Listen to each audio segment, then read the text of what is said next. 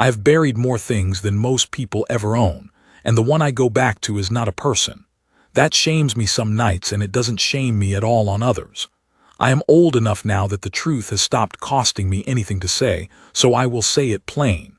The thing I loved most in the worst years of my life had 6 legs, a coat the color of cold ash, and teeth as long as my hand. The Vorr gave it to me to watch it die. I have spent the rest of my years proving them wrong about that, and about a great many other things they were certain of. You have to understand what the world was after. I was born 9 years into the occupation, which means I never saw the sky the way my mother described it. By the time I had eyes to look up, the orbit over the highlands was strung with Vorr anchor stations, hard little points of light that did not twinkle the way she said real stars did. They held still. Everything the Vorr made held still and held its place, because that was the whole of their philosophy, if you could call it that. Rank and place, and the keeping of both. A thing belonged where it was put. A thing that moved out of its place was a defect, and defects went to the pit. We belonged to the estate of a warden named East Corvith, though we never called him that to his face. We called him the warden, and the older hands called him worse, but only in the dark of the bunkhouse, where the listening bulbs in the walls had been smothered with mud years before anyone thought to check. The estate ran along a spine of black highland that had been a national park, my mother said, before the fall. Now it was Corvith's hunting ground, 40,000 acres of stripped ridge and cold forest, and the things he hunted across it he bred himself, in the pens, which is where I worked from the age I could carry a slop pail without spilling it. The pens are the heart of this, so I will tell you about the pens. The Vorr did not hunt with their own hands. That was beneath their rank, and the Vorr were nothing if not exhausting about rank. They bred beasts to do it. The KTR was the prize of Corvith's line, and I have never since seen any animal, human-made or otherwise, that could make a grown soldier's bladder let go just by entering a room. Picture a great cat the size of a draft horse, 6-legged, the front 4 built for the run and the back 2 for the kill, with a coat that drank light instead of giving it back. They had a second eyelid that came across sideways and turned their eyes to flat mirrors when they fixed on prey. And the first time you saw that happen you understood, in your spine, before your mind caught up, that you were looking at a thing that had decided about you. The Vorr did not love them. I want to be careful here because it would be easy to make the Vorr into devils, and they were not devils. Devils want something. The Vorr only wanted things kept in their place. They bred the KTR ferocious, and they kept them obedient with the collars, which is the part you have to understand or none of the rest will land. Every KTR wore a collar grown into the skin of its throat, and the collar fed it, not food, feeling. A correct kill, a correct return to the kennel, a correct submission to the keeper's hand, and the collar washed the beast in something warm, some chemical reward the Vorr had distilled down from the animal's own brain. A wrong move, a hesitation, a refusal, and the collar bit back with a fire that left the strongest of them screaming on the kennel floor. The Vorr had taken the whole machinery of an animal's want and put it on a wire, and they held the wire. That was how they made a tool out of a hunter. That was how they made a tool out of us too, when you got down to it. Different collar, same idea. I tended the kennel from the age of 6. My mother had tended it before me, until a breeding bull caught her against the rail in a foul mood and broke something in her that never set right, and after that she did the books and the broth and I did the pens. I learned the KTR the way you learn weather. You learned the set of the ears, the angle of the great flat skull, the particular low sound that meant leave the bowl and go, the other low sound that meant it had decided you were furniture and you could work. I learned which ones would take a scratch under the jaw and which ones would take your arm for offering it. I was good at it. I tell you that not to boast.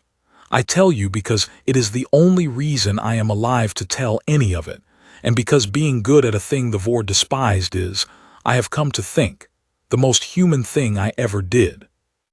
The unexpected thing, the thing this whole telling turns on, came on the night of the warding feast, which was the one night a year Corvith opened his hall to the other wardens of the Highland Reach. It was a night of rank made visible. They came in their long, pale robes with the kill marks burned up their forearms, more marks meaning more rank, and they sat and ate the running meat their own beasts had brought down that season, and they measured each other in the cold way the Vorr measured everything. And as a part of the measuring, they gave gifts. Not gifts as you would understand them. The Vorr gave defects. It was a joke if the Vorr could be said to have jokes, which I am still not sure of.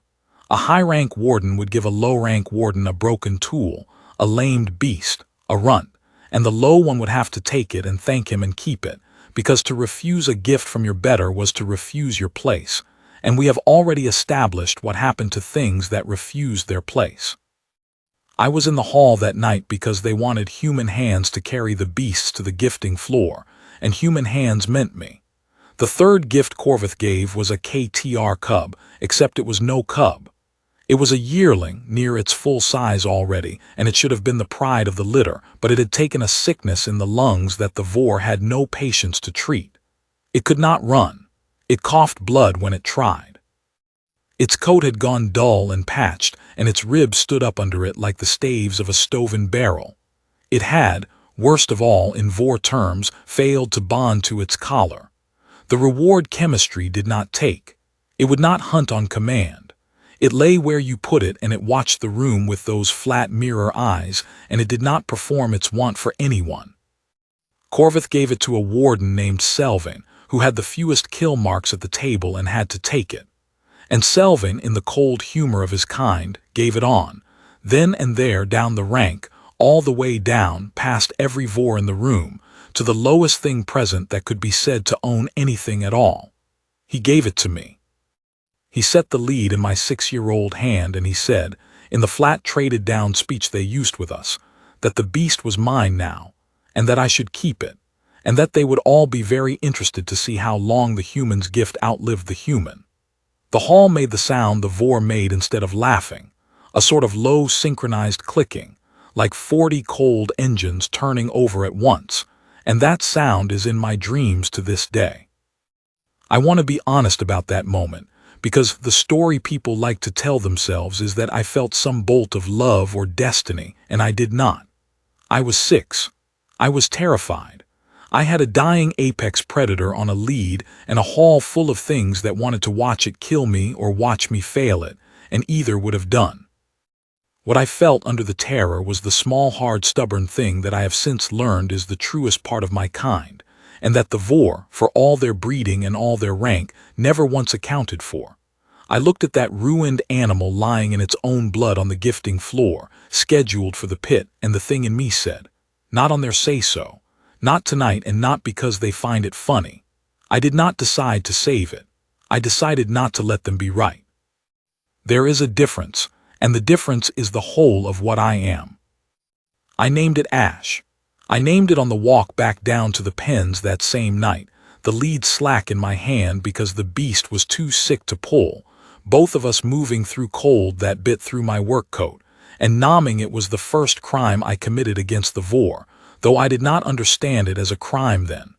The Vorr did not name beasts. They numbered them.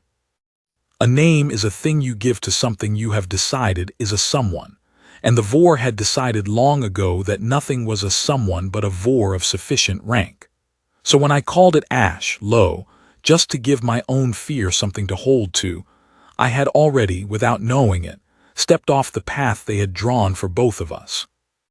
The grind I will not pretty up because the grind is where the truth of it lives. Saving Ash should have been impossible and very nearly was every day for a long time. The lungs were the worst of it. It coughed in the night.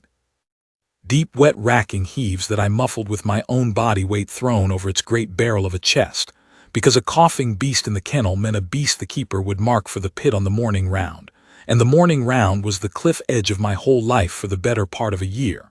I stole. I am not ashamed of it now, and I was not very ashamed of it then. I stole the warm broth my mother made for the breeding bulls, and I poured it into Ash when no one watched. I stole the cut meat scraps. I stole, hardest of all time, the one thing the Vorr counted most exactly, and I paid for the stolen time and sleep I did not get and beatings I did get, because a human child who is slow on the slop round is a human child who has been somewhere she should not have been. My mother knew. Of course she knew.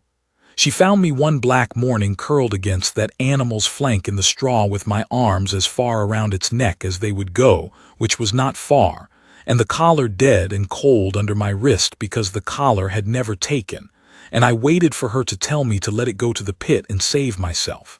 She did not. She stood in the kennel door a long time, and then she said the only thing she ever said about it, which was that her own mother had kept a dog through a hard winter on a world she would never see again, and that a dog was a thing humans kept even when it cost them, because keeping it was the point and not the use of it. Then she went back to the books. She never poured a single bowl for Ash. But she covered the round for me more mornings than I can count, and she is in this grave keeping too, my mother, though hers is a different grave and a longer story. There was a morning that winter that came nearer to ending it than any beating ever did. The keeper ran a count. He did this without warning by design, walking the kennel rows at an hour no one could predict, calling the numbers off his slate and matching each beast to its cage by the collar reed, and a beast whose collar would not read was a beast he marked for the pit on the spot. Ash's collar would not read. It never had. I heard the keeper's tread come down the row in the black before the dawn count, and I did the only thing left to me, which was to drag out a dead breeding bull's collar I had cut loose the week before and kept for no reason I could have named at the time, and press it cold against Ash's dead one, and pray the slate read the bull's number and moved on. It read the bull's number. The keeper moved on. I have done braver things since and none that cost me more in the doing, crouched in the freezing straw with a stolen collar clenched in my fist, and a beast the size of a draft horse holding utterly still under my hand because I had asked it to, because it had learned to give me its stillness the way it had learned everything, by hand, in the dark, on trust. The Vorr counted everything. They never once thought to count the things a human child would do in the dark to keep a thing alive against their slate. The thing the Vorr could not see, the thing they had bred and collared and rendered for generations without once understanding, was happening in that kennel in the dark, and it was this. Ash was healing on the wrong fuel. The collar fed the others their one on a wire, kill and be washed in warmth, obey and be washed in warmth, and so the others wanted exactly what the wire told them to want and nothing else ever. Ash had no wire. The collar was dead. Everything Ash came to want, it learned to want from a small human hand that brought broth in the cold and warmth in the night and a low, steady voice that called it a name. It learned to want me, not because a chemical told it to, because I was the warmth and the warmth came by hand, and a thing that learns warmth by hand learns it differently than a thing that learns it by wire. It learns it as a debt and a choice. I did not know any of this then. I only knew that somewhere in the long grind of that year, the great flat skull began to turn toward the kennel door before I had made a sound, listening for my step, and that when I came in the mirror eyes did not go flat the way they went flat for prey. They stayed dark and they stayed soft, and they stayed mine. Ash grew. That was the next danger and a worse one because a KTR in full health is not a thing you can hide. The lungs cleared by the second winter. The coat came back, true ash gray now, deep enough to drown your hand in, and the ribs filled and then the whole vast architecture of muscle filled in over them until Ash stood taller at the shoulder than I stood at all. The keeper noticed, of course. A beast that had been written down for the pit, and instead stood healthy in the kennel was an irregularity, and the Vorr hated irregularity worse than they hated us. He came down with the rendering crew on a gray morning of my 8th year to correct the irregularity, which is to say to put my Ash through the pit door, because a beast that would not bond to its collar was worthless to them no matter how healthy, and worse than worthless, it was a defect that had failed to die on schedule. I put myself in the pit door. I was 8. I want you to sit with that not because I was brave but because of what it told the Vorr and what it did not tell them. A human child stood in the rendering door with her arms out and would not move, and the keeper did not understand it. He genuinely did not. He had a prod that would have folded me, and he had the rank to use it, and what stopped him was not mercy. The Vorr had no mercy. What stopped him was that he could not file the behavior. A tool does not defend a defect. A correct thing does not stand between the rendering crew and a thing scheduled for the pit. He stood there working it through his cold mind, and what he landed on, finally, was that the beast and the child were both defects, and that defects sometimes the Vorr kept. Not out of kindness, out of a kind of scientific contempt. He decided we were a curiosity. He decided to let the experiment run and see how it ended, the human's gift and the human, the way Selvin had said in the hall, and he marked us both down as an irregularity to be observed rather than corrected, and he walked the rendering crew back up the hill. I have thought about that walk 1,000 times. They let us live because they could not imagine that the thing they were too proud to do, keep a creature for its own sake, would ever be a weapon. They filed it as weakness. I filed it as the morning I learned what we had that they did not. The years after that were the closest thing I ever had to a good time, and I know how that sounds. A kept child in an occupier's kennel calling those years good, but a child measures good by what is hers, and Ash was mine. I worked the pens and Ash worked beside me, and the other beasts, the collared ones, gave Ash a wide, unsettled berth, because they could smell that it moved without the wire and they did not have the equipment to understand it. I rode Ash, once it would let me, out along the black ridges on the days the Vorr did not run their hunts, and from the high spine you could see the whole of the highland reach laid out cold and stripped under those held stars, and I learned every fold and gully and deadfall of Corvith's 40,000 acres, because Ash carried me over all of it. I did not know I was learning the ground for a war. I thought I was a girl on a great gray cat in the cold, which I was, and which is the only entirely good thing the Vorr ever did for me, by accident, against their will. I remember one ride above all the others. It was the dead of my 12th winter, the heather gone black under frost, and I had pushed us too far out along the northern fells chasing nothing but the wanting to be gone, and the cold came down the way it came down in the highlands, all at once and meaning it. I could not have walked back.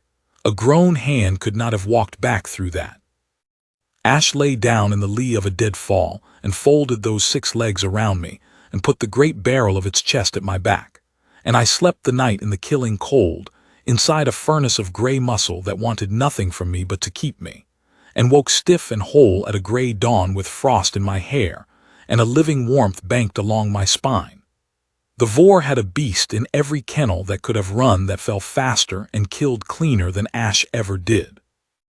Not one of them would have lain down in the cold for a single living soul, because not one of them had ever been given a reason to that a wire could not take away again.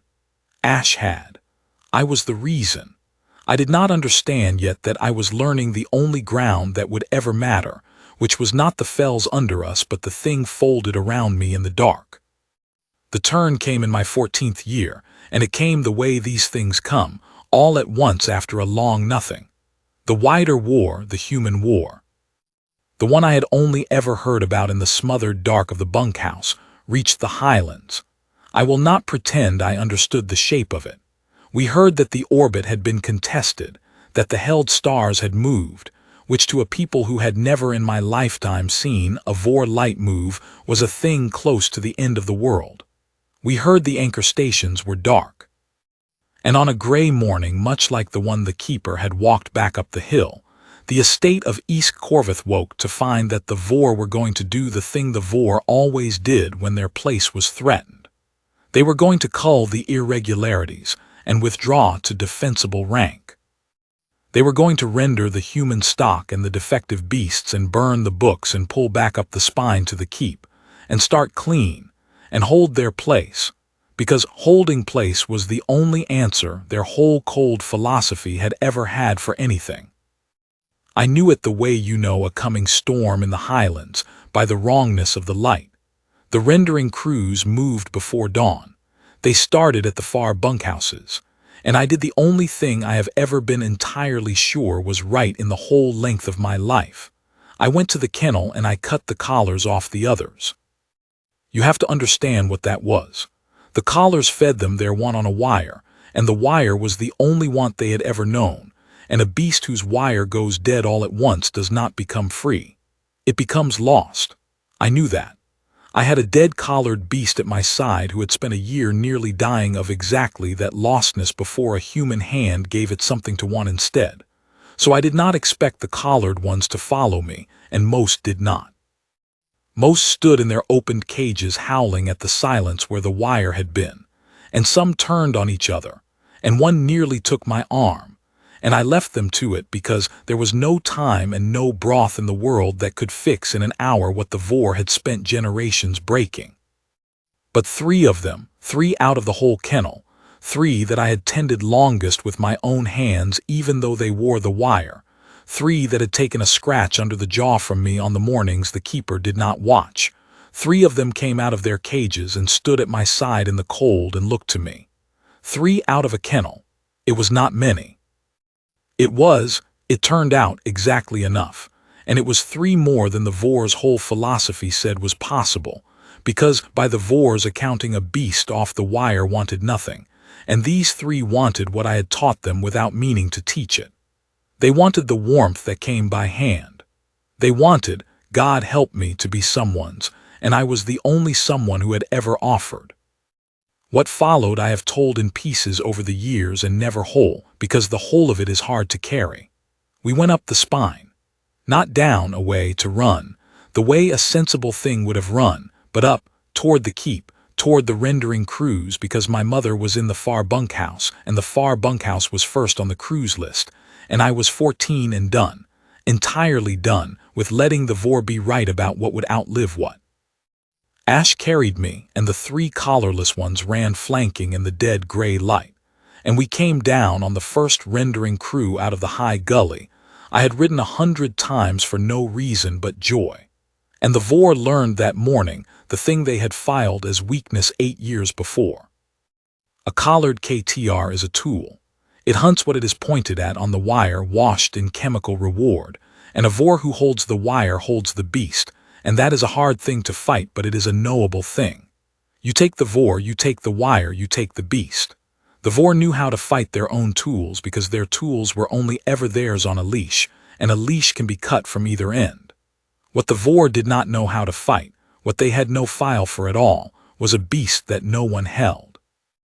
Ash hit the first crew with no wire to cut, no keeper to take, no reward to deny, and no fire to threaten it with, because the only thing Ash wanted in the cold world was the small human on its back and the warmth that came by hand, and you cannot take that off a creature with a prod. You cannot collar it after the fact.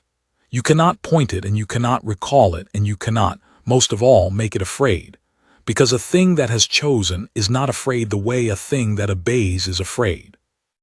The crew keeper reached for the recall that would have folded any beast of his own line, and his line was not in front of him, and that is the last thought I am fairly sure he had. We broke 3 rendering crews before the sun was fully up. I will not give you the gore of it, because I am old and I have seen what gore does to the people who collect it, and I do not collect it. I will give you the cost instead, because the cost is the part the Vorr never understood, and the part you should carry out of this telling if you carry anything. 2 of the 3 collarless ones died on the spine that morning. They died doing a thing the Vorr swore beasts off the wire could not do, which was to put their own bodies between the Vorr prods and the small human who had scratched them under the jaw on the mornings no one watched. They had no wire telling them to. They chose it the way Ash chose me in the kennel in the dark, and choosing it killed them, and I knelt by the second one in the cold with my hand on its great cooling flank, and I understood fully, finally, at 14, the trade my mother's mother had made on a world neither of us would ever see. You keep a thing even when it costs you. Keeping it is the point and not the use of it. And sometimes the thing you kept, having been kept, keeps you back. And that costs it everything, and it does it anyway. And there is no collar in the universe that can make a creature do that, and no rank that can forbid it. The first of the 3 to fall I had called Burl, in my own head, never allowed, because nomming a collared beast was a crime past even the ones I had committed. Burl was old for a KTR and slow, and had taken more scratches under the jaw from my hand over the years than any beast but Ash. On the mornings the keeper did not watch. When the prod came up at my flank on the spine, Burl was simply there between, the way the others would be, the way I had never asked and never could have asked, because there is no language in which a human child commands a beast to die for her. There was only the years of mornings and the scratch under the jaw and the warmth that came by hand and no other way, and that was the only order Burl ever took, and the last. It went down without a sound. The Vorr's own beasts screamed on the kennel floor when the collar bit them, screamed for the reward the wire denied them, but Burl, off the wire, made no sound at all going down for me, because nothing was being taken from it. It was giving. There is no sound for that. And the Vorr, who had built a reading for every want their wire could hold, had no instrument anywhere in all their cold cleverness that could have heard it. We reached the far bunkhouse. My mother was alive.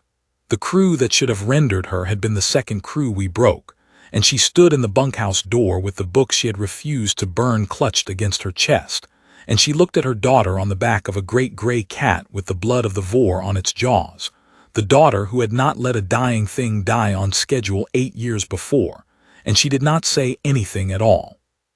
She just put one hand flat against Ash's shoulder, the way you would greet a thing you owed, and Ash let her, which it let no one but me, and that is the only time in my life I saw my mother weep.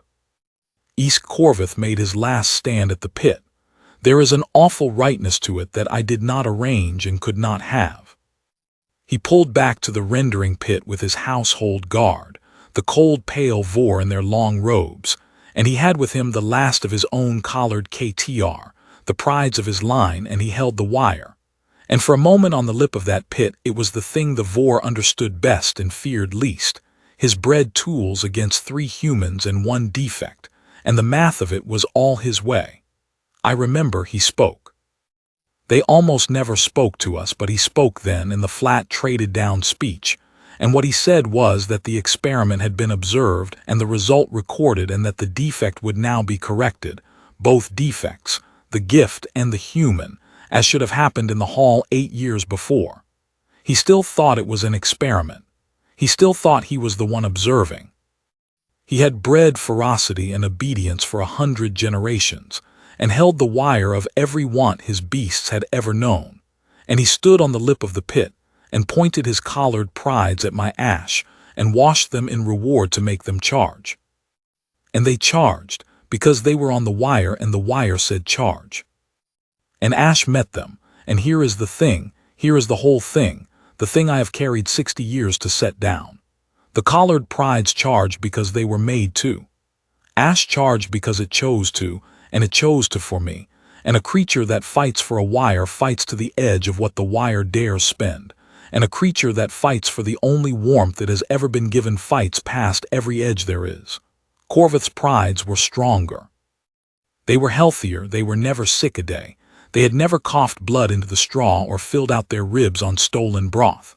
And they broke first, because somewhere in the middle of it they hit the floor of what the wire could make them spend, and there was no floor at all to what Ash would spend, and the Vorr had never bred for that because the Vorr had never once in their whole cold history possessed it. Corvith reached for a recall the situation did not have. Then there was no Corvith. Ash died on the lip of the pit, not from the prides, from Corvith's guard, the last of them, who in the breaking did the one thing left to them and turned their prods to full and emptied them into the gray body that had just unmade their warden. And Ash took all of it standing over me, between me and the pit, the way the 2 on the spine had, the way my mother's dog must have done some hard winter on a world I will never see, because that is what a kept thing does at the end. It keeps you back.